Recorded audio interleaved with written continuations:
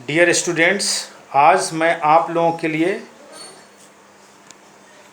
In the kingdom of fools ये moments class 9th का lesson 4 in the kingdom of fools लेकर आया हूँ समरी के साथ। इसको आप लोग ध्यान से सुनेंगे, इसके बाद क्वेश्चंस आप लोग सोल्व करने का प्रयास करेंगे। यहाँ एक मूर्खों का साम्राज्य था। किंगडम मीन्स साम्राज्य होता है, फूल्स माने मूर्ख, यानी मूर्खों का साम्राज्य था। राज्य में एक राजा और मंत्री दोनों मूर्ख थे। वे दूसरे राजाओं से अलग तरीके से शासन करना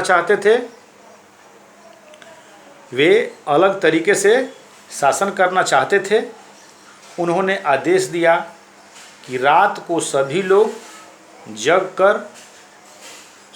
को जग कर काम करना है और जब सूर्योदय होगा तो सब लोग सो जाएंगे। यदि उसके आज्ञा का कोई उल्लंघन किया तो उसे मृत्युदंड दिया जाएगा। उसी साम्राज्य में एक दिन एक गुरु और उनका शिष्य घूमते विचरते उस साम्राज्य में पहुँचे। पूरे दोपहर का समय था जब वे लोग वहाँ पर पहुँचे, और जब वे लोग वहाँ पर पहुँचे तो देखे कि सारे के सारे लोग सोए हुए थे। जैसे ही सूर्यास्त हुआ सब लोग धीरे धीरे जग गए। वे कुछ किराने का सामान खरीदने गए। कौन लोग? गुरु और शिष्य। उन्होंने देखा हर चीज़ का एक ही दाम था। जानते हैं, उसका दाम था एक डूडू। चाहे आप चावल खरीदिए, दूध खरीदिए, एक डूडू में हर एक चीज़ मिलता था। जब वे खाना पकाकर खा चुके तो गुरु को एहसास हुआ कि मूर्खों के राज्य में ठहरना बुद्धिमानी नहीं होगी। किसको पता चला? गुरु को। किंतु शिष्य वह स्थान को छोड़कर जाना नहीं चाहता था, इसलिए कि वह खाने का बहुत शौकीन था। इसलिए कितना कहने पर भी गुरु की बात वो नहीं माना, और गुरुजी तो वहाँ से चले गए लेकिन शिष्य वहीं पर ठहर गया। लेकिन ये गुरुजी बोले कि तुमको पछताना पड़ेगा। मेरी बात को अगर तुम नहीं मान रहे हो तो तुम्हें एक न एक दिन पछताना पड़ेगा। उनके जाने के बाद वह इतना खाने लगा कि खाते खाते वह धीरे धीरे वो जो शिष्य था वो मोटा हो गया। एक दिन एक चोर दीवार में सेंध लगाकर एक धनी व्यापारी के घर के अंदर घुस गया। जैसे ही वह अपने लूट का सामान लेकर बाहर जा रहा था, मकान का दीवार उसी के सिर पर गिर गया और वहीं पर उसने अपना दम तोड़ दिया। चोर का भाई दौड़ता हुआ राजा के पास गया। उसने शिकायत की कि मजबूत दीवार नहीं होने की वजह से मेरा भाई मर गया, इसलिए उस व्यापारी को मृत्यु दंड मिलना चाहिए। राजा ने व्यापारी को बुला भेजा, किंतु व्यापारी ने विनती की कि वास्तव में उस व्यक्ति का दोष था जिसने दीवार बनाई थी। राजमिस्त्री को लाया गया। उसने कहा जब वह दीवार बना रहा था तो उसका ध्यान एक नर्तकी पर चला गया, और जिसकी वजह से नर्तकी पर चला गया उसके पायल जो वह आती और जाती थी तो उसका पायल का खनखन का आवाज़ बज रहा था, इसलिए मैं दीवार को ढंग से नहीं बना पाया। उसने कहा कि उस नर्तकी को दरबार में लाया जाए, उसे मैं जानता हूँ कि वो कहाँ रहती है। उसने अपनी तरफ से सफाई पेश की कि उसने सोनार को अपने लिए कुछ आभूषण बनाने के लिए कुछ सोना दिया हुआ था। सोनार एक आलसी व्यक्ति था। उसने काम करने में देर लगाई। उसने दर्जनों बार उससे अपने घर के चक्कर लगवाए। जब सोनार को राजा के सामने लाया गया तो उसने कहा कि उसे पहले एक धनी व्यापारी का काम करना था। उस व्यापारी के घर में विवाह था और वह प्रतीक्षा करने को तैयार नहीं था। उसी कारण से उस नर्तकी को बार बार चक्कर लगाना पड़ा मेरे घर में। अतः मैं असली दोषी नहीं, बल्कि वो धनी जो व्यापारी है वो वही है। राजा ने कहा कि अपने पिता, किंतु व्यापारी चिल्लाया कि उसने नहीं बल्कि उसके मृत पिता ने आभूषण बनाने का काम सुनार को दिया था। राजा ने कहा कि अपने पिता की जगह पर उसे ही दंड मिलना चाहिए। क्यों?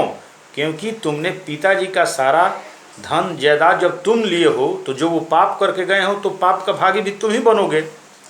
प्राण दंड देने के लिए एक नई सूली बनाकर तैयार रखने का आदेश दिया गया। मंत्री को यह विचार आया कि सूली पर, जिसका अंग्रेजी स्टेक होता है, पर सही तरीके से भर डालने के लिए वह धनी व्यापारी बहुत पतला था। उसने इस बारे में राजा से बातचीत की। यह निर्णय लिया गया कि सूली पर चढ़ने के लिए किसी उपयुक्त मोटे व्यक्ति को ढूंढा जाए। नौकरों की नज़र में उस शिष्य, जो नौकर गए थे राजा के, उस शिष्य पर पड़ गई जो महीनों से केले, चावल, गेहूं, घी खा खा करके मोटा हो गया था। उसे राजा के पास लाया गया। शिष्य ने विनती की कि वह निर्दोष था, किंतु सब व्यर्थ हो गया, क्योंकि अब उसको पता चल रहा था कि वास्तव में ये मूर्खों का साम्राज्य है। जिस दौरान वह अपनी मृत्यु की प्रतीक्षा कर रहा था, उसने गुरु को याद किया, गुरु की विनती की, और अचानक गुरु उसके सामने प्रकट भी हो गए, यानी वहाँ पर पहुँच गए। उसने अपने शिष्य के कान में कुछ कहा। फिर उसने राजा से निवेदन किया कि पहले उसे सूली पर चढ़ाया जाए। जब शिष्य ने यह सुना तो उसने कहा कि उसे वहाँ पहले लाया गया था और इसलिए पहले उसे मृत्यु दंड मिलना चाहिए। राजा उनके व्यवहार से चक्कर में पड़ गया। उसने पूछा कि उनमें से प्रत्येक पहले क्यों मरना चाहता था। वो बार बार ये कह रहा था कि पहले हम मरेंगे, उसी से कहता था कि हम मरेंगे। गुरु ने हिचकिचाते हुए उत्तर दिया, जो पहले सूली पर चढ़ेगा, राजा से यह बात बोला, वह अपने जन्म में पैदा होकर उस देश का राजा बनेगा। जो उसके बाद मरेगा वो उस देश का भावी मंत्री बनेगा। यानी जो पहले चढ़ेगा सूली पर, वो, इसलिए वो लोग आपस में लड़ रहे थे। ऐसा ये राजा को विश्वास दिलाए दोनों। राजा दूसरे जन्म में अपना राज्य किसी दूसरे के हाथ में नहीं खोना चाहता था। उसने और उसके मंत्री ने निर्णय लिया कि स्वयं ही सूली पर चढ़ जाएंगे और राजा मंत्री बनकर पुनः उस राज्य पर वर्षों शासन करेंगे। और जल्लादों से यह कह दिया गया कि उनके पास जो पहला व्यक्ति जाएगा रात में, उसे पहले मार डालना है और फिर वैसे ही दूसरे आने वाले व्यक्ति के साथ करना है। उस रात राजा और उसका मंत्री चुपके से कैद खाने में गए और उन्होंने गुरु और शिष्य को आज़ाद कर दिया।